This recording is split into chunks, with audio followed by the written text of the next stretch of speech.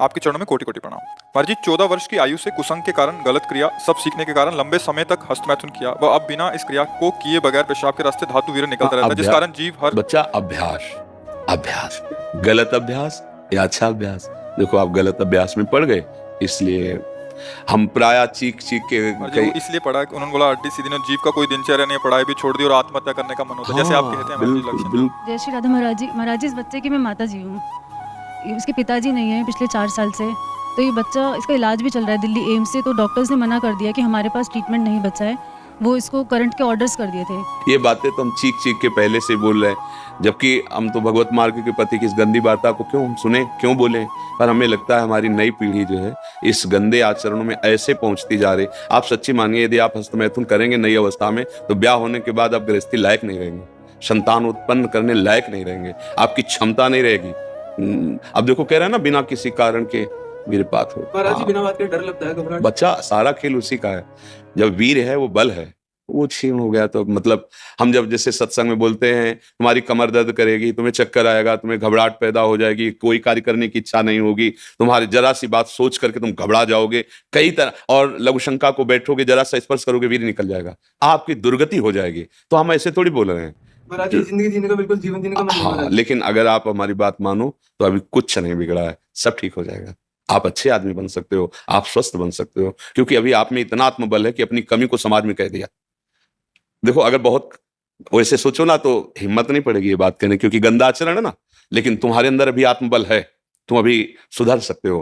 पहला नियम कि कैसी, जब तुम मरने के लिए तैयार हो, एक बात समझो, तो तुम इससे ज्यादा और कष्ट कौन सह सकते हो। जिसने मृत्यु का वर्ण कर लिया तो मतलब सबसे बड़े कष्ट को सहने की हिम्मत आ गई। तो तुम हस्तमैथुन के लिए अपने हाथों को संयम में रखो।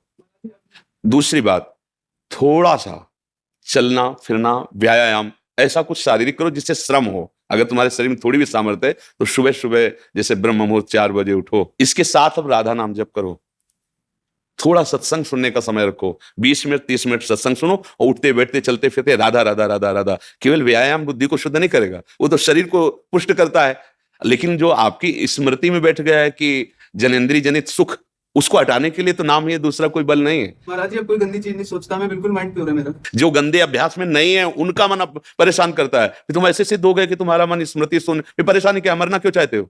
नहीं महाराज जी, मेरा वो वीर्य निकलता है पेशाब के साथ। फिर मतलब क्या रहेगा, जब स्मृति शांत है तो वीर क्यों निकलता है? अभी तुम बच्चे हो, समझ नहीं पा रहे जो हम कहना चाहते हैं। कहीं ना कहीं हाँ, कहीं ना कहीं मन हमारा अभी ठीक नहीं है, हमारी स्मृति अभी ठीक नहीं है। हमारी बात मान लो, राधा राधा कहने में तुम्हें कोई परेशानी रहेगी क्या? आज से मित्र मान के, हमें दोस्त मान के, जैसे आपने बताया। मैं आपको सब कुछ मानता हूँ। हाँ ठीक, मान लिया, पर हमारी बात मान लो, तब मान लिया कि हाँ आप हमको मानते हो। राधा राधा राधा राधा राधा, सब श्री जी के नाम में अपार सामर्थ्य है। 2-4 दिन करके ऊब मत जाना कि हम 4 दिन से राधा नाम जपा बंद नहीं हुआ। बात मान लो, राधा राधा, और थोड़ा डॉक्टर से ऐसी औषधि लो जिससे वीर्य पुष्ट हो। कई प्रकार की ऐसी आयुर्वेदिक औषधियां आती हैं जो वीर्य को पुष्ट करती हैं, और अगर वो थोड़ा वीर्य पुष्ट हो और आप थोड़ा व्यायाम करें नित्य नियम से और थोड़ी देर सत्संग सुने, नाम जप करें, तो निश्चित परिवर्तन हो जाएगा, निश्चित परिवर्तन हो। भगवान में बड़ी सामर्थ्य बच्चा। मूकम करोति वाचालम पंगुम लंघयते गिरिम यत् कृपातम अहम वंदे परमानंद माधव। नाम जप करोगे ना तो फिर सब ठीक हो जाएगा। नाम जप में बहुत सामर्थ्य, बहुत सामर्थ्य बच्चा, सब ठीक हो जाएगा धीरे धीरे, पर लॉन्ग समय, लंबे समय तक, उबना नहीं। नहीं, और जब आपको समय मिले तो 2-4 बार आओ, यहाँ का वायुमंडल आपको पवित्र करेगा। ये धाम है संतों का समागम, श्री जी का नाम कीर्तन यश होता है। जब आपको ऐसा लगे ना कि बहुत आप उब रहे हैं, तब फिर चले आइए, ठीक है? धन्यवाद महाराज जी। नहीं, धन्यवाद की जरूरत क्या, जब दोस्ती है तो धन्यवाद क्या है? धन्यवाद तो दूसरों को दिया जाता है, हम तो जब दोस्त हो गए तो फिर धन्यवाद क्या, ठीक है? इनमें सबसे प्रधान कारण कर्म और कुसंग, पूर्व का कर्म और कुसंग। मानो पूर्व का कर्म अच्छा होता तो संग अच्छा मिल जाता, पूर्व का कुसंग मिल जाने के कारण ऐसे। लेकिन अभी कुछ नहीं बिगड़ा, तू चिंता मत कर। सबसे बिगड़नी बात होती है दुर्गति, और वो अब होगी नहीं।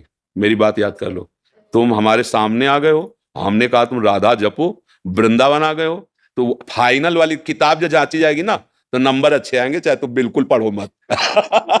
अच्छा, आखिरी बनना ही तो सब बनना होता है, हम उसी बनाने के लिए बैठे हुए हैं। जब हमने कहा कि आप हमारे दोस्त हैं, हमने कहा आप राधा नाम जप कीजिए, तो आप फाइनल के लिए बिल्कुल प्रसन्न हो जाइए। बीच में तो हमारी भी किडनी फेल बच्चा, दोनों किडनी फेल है। अभी थोड़ी देर बाद जाएंगे, डायलिसिस होगा, क्या क्या हालतें होती है तुम्हें उसके विषय में क्या बताएं। लेकिन देखो आपके सामने हम ऐसे बैठे, क्योंकि नाम है, हमारी श्री जी हैं, ठाकुर जी। अब हमें कोई चिंता नहीं, कोई शोक नहीं, नहीं तो अभी डिप्रेशन में पहुंच जाए।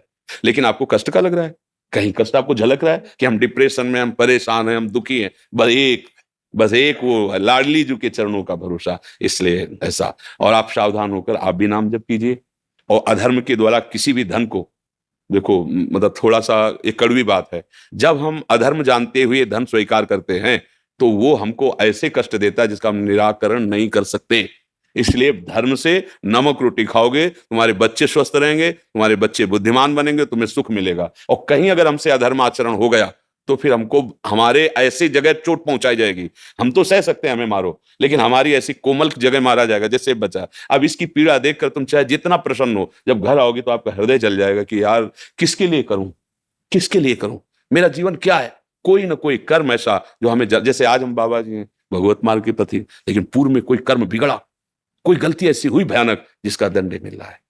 भीष्म पितामह जी बाणों की सैया पे हैं, भगवान से कह रहे 100 जन्म तक मैं देख रहा हूं कोई पाप नहीं। बोले और आगे देखो, अपना तो बड़ा रजिस्टर है ना, हजारों करोड़ों जन्म हो चुके, इसलिए निश्चिंत रहो। आप भी नाम जप करो और अच्छे आचरण वाले, मतलब धर्म से कमाया हुआ धन, और आप तो निश्चिंत हो जाओ। राधा राधा राधा राधा, और ये डाल देंगे यूट्यूब में, और इसको आप रोज सुना करना।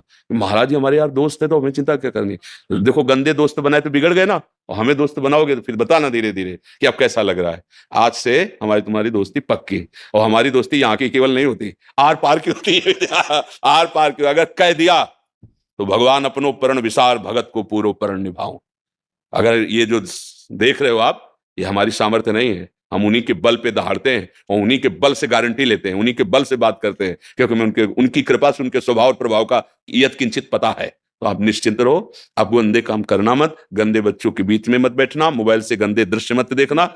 हाँ बिल्कुल, तो अब तुम धीरे धीरे ठीक हो। महाराज जी बच्चे ने पढ़ाई छोड़ दी। महाराज जी 2 साल हो गए। अब तो जीवन बचाने की बात सोचो, पढ़ाई और लिखाई तो छोड़ो, आप सोचो पहले वो स्वस्थ हो, अब उसका जीना पहले ठीक हो, पहले जीवन उसका आप तो आप देख रहे हो ना, अगर ज्यादा विक्षिप्तता पहुंच जाएगी तो ना वो आपके संभाले संभलेगा ना किसी के संभाले संभलेगा, क्योंकि स्थिति जिसे नाजुक अवस्था कहते हैं ना, अब वो जब यहां से बिगड़ जाता है फिर संभलना मुश्किल होता है। अब वो यहां से बिगड़ रहा है, हमें यहां से संभालना है, सबसे पहले उसे संभालना है, सबसे पहले उसको जीवन को संभालना है। जरूरी थोड़ी कि पढ़े लिख करके वो इंजीनियर बने, अगर आपके पास अर्थ आ जाएगा आप छोटी सी दुकान खोल देगी, जीवन जीना सीख जाएगा, कम से कम जीना तो सीख जाए। तो अभी तो स्थिति उसको संभालने की है,